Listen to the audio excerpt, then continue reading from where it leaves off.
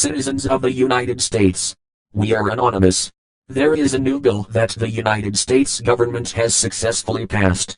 It is called the Stop Online Piracy Act, or SOPA, for short. Also known as the Protect IP Act of 2011. The U.S. Congressional Budget Office estimates that implementation of the bill would cost the federal government $47 million through 2016. It will cost you, the taxpayers, $47 million over the next 4 years. The SOPA Act will censor you from accessing certain websites and block all access to other areas of the internet that the United States government does not want you to access.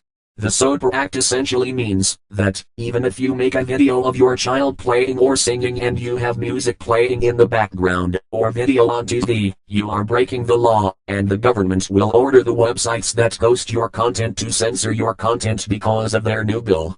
Or, if you visit websites that are on servers not in the United States, you will be blocked, so that you cannot access them. Ask yourselves, who really owns the internet?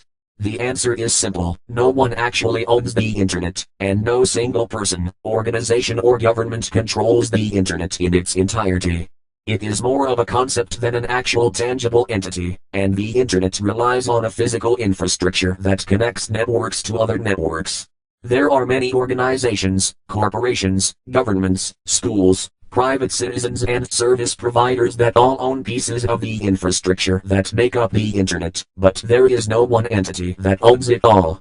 How can the US government decide to block access to parts of the internet that the US government does not even own?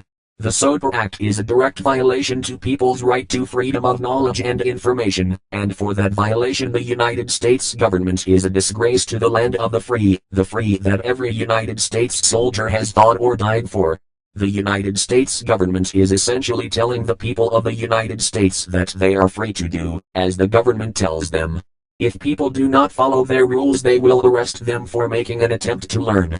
But the government will tell the media that these people are getting arrested for acts of treason, domestic terrorism, or internet piracy. As for the United States government, who gave you the right to regulate the people's right to think outside the box and use the internet as they see fit? If we cut off global internet, shouldn't we also cut off all foreign affairs? Should we hinder globalization completely? Perhaps all other world trade centers are acts of terrorism by existing, as they use the internet for commerce. The ambiguity of this bill should terrify you. This video likely will not last long on YouTube. As long as you can, download YouTube Downloader, and help us share this message. If you speak, they have to listen. If they do not listen, their blatant disregard for the people will not go unnoticed, and is not acceptable. Doing nothing is the worst thing you can do. We are anonymous. We are legion. We do not forgive. We do not forget. Expect us.